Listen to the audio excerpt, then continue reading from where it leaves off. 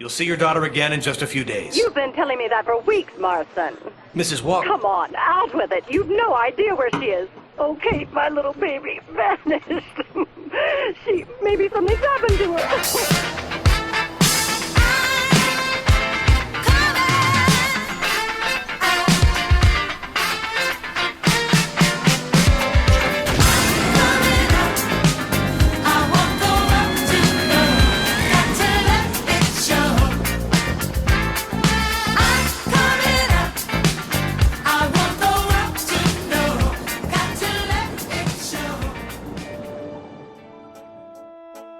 What sounds the most interesting? Going on an adventure or breaking free from society and deciding that you want to go on an adventure? I know what I think, and your answer to this question might tell you if you will like this game more or less than the first one. Syberia 2 continues the story of Kate Walker and is in most ways more of a continuation of the first game than a true sequel. Just like in the first game, the presentation is still nice, and the little music that the game has is good. It is overall still a fairly comfy experience in terms of the presentation, although it is a bit more snowy this time.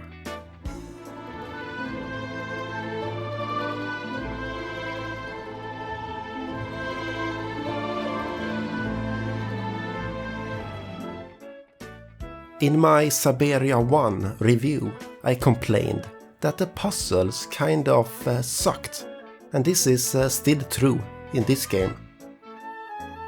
There are some alright ones, of course, but there are some quite terrible ones as well. Some of the larger areas also result in a large amount of walking, which makes the puzzles even more annoying.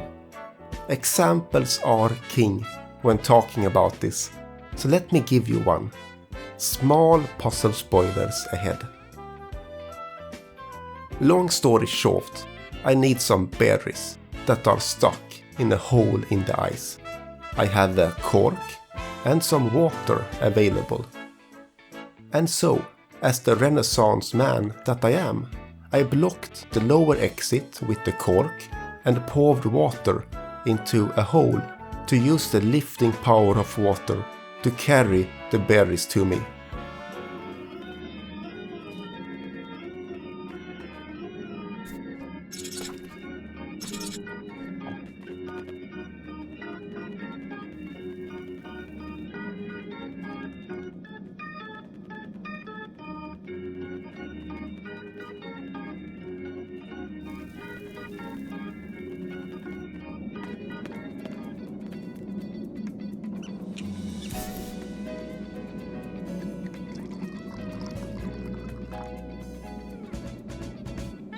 This made too much sense, however, and the water level refused to rise, no matter how much water I poured into the hole. I had to look up the solution for this puzzle, and the reason I couldn't think of the solution is because I am not a batshit insane animal abuser. The solution is instead to block one of the lower openings with the cork and then to hang a musical instrument nearby to attract the bird, which then will scare a little mouse into the other hole. Then, by trapping the mouse into this hole, we can then via some crazy means guide it throughout the little cavern so that the mouse will eat up the berries and then spit them up when it reaches the end. What the fuck? What? Are you stupid? This is so bad on so many different levels, and stuff like this almost makes me want to drop the game. Most puzzles aren't like this, of course, but this is so crappy. If we disregard the few really crazy puzzles, then Syberia 2 has some alright point-and-click gameplay. Nothing is out of the ordinary, but the nice environments and relaxing atmosphere still delivers enough to keep me engaged. It needs to be backed up by a good story though, and this is where the game falters. Although the story is very much a continuation of the first games, the story feels very different. I alluded to this in the intro, and I found it a lot less interesting than the first game. The first game was about a city girl traveling to unique places and learning more about all the interesting things that had happened to other people. Kate's normal life was always present with constant phone calls throughout the game, and you could see how she became more and more engaged with all the things she encountered and less interested in all the banal city shit. Yes?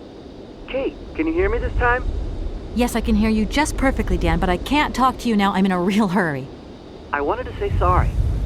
I know I wasn't very understanding last time. I've been feeling a bit bad about it. Okay, you're a real sweetheart, but I've got to leave you now. The first game didn't have an amazing story or anything like that, but it was nice enough. The places you visited were interesting, and there were plenty of nice character development for Kate. Now in the second game, it is much more of an adventure story. Kate is going on an adventure to Siberia, and there is even a bad guy duo taken straight from a Disney movie. You missed her, you goop. She's still there and the pooch is on the loose. Fling another rock and let's finish it off for good. She gonna have head hurt bad. That's the point, Cluckhead. It feels a lot more generic, and the places you visit aren't as interesting as the ones you visited in the first game. The yokai village in particular is a big letdown. Despite being more of a generic adventure story, the pacing is still very slow, and a lot of things which typically spices up an adventure story is missing. You know, action, love interest, backstabbing. Sorry, Ethan. No! And etc. and etc.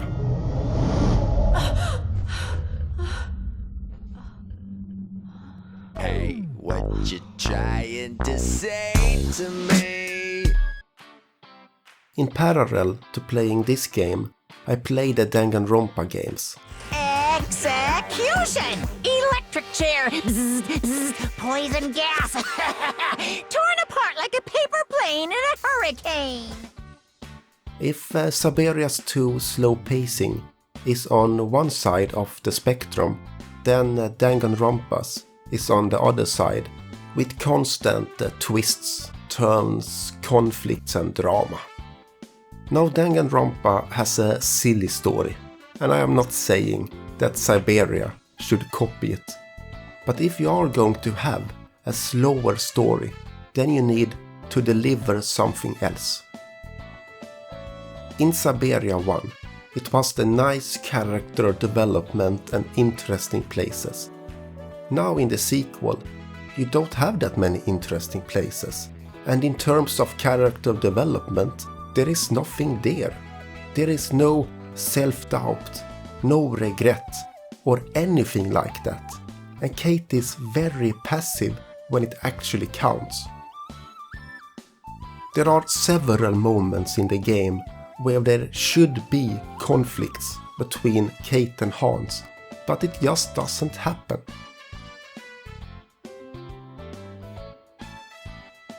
What I'm trying to get at here is that this is a generic adventure story where little happens, with painfully slow pacing, without any introspection or character development worth a damn. As an adventure story, it is too slow and boring, and as an adult drama, it is too childish with too flat characters. Either way, I didn't find it very engaging, and to me, this really hurts the overall experience. And now I haven't even started talking about the many plot holes, unexplained details, and wacky tribe magic.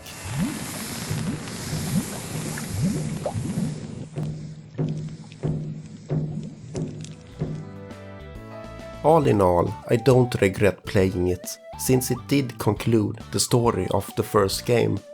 But I didn't like the story this time, and it hurts the atmosphere and makes the game's slower pacing and bad puzzles stand out so much more. I would recommend it to fans of the first game to conclude the story, but to me, the story didn't end on a high note. Kate Walker's gone, far away, into another world.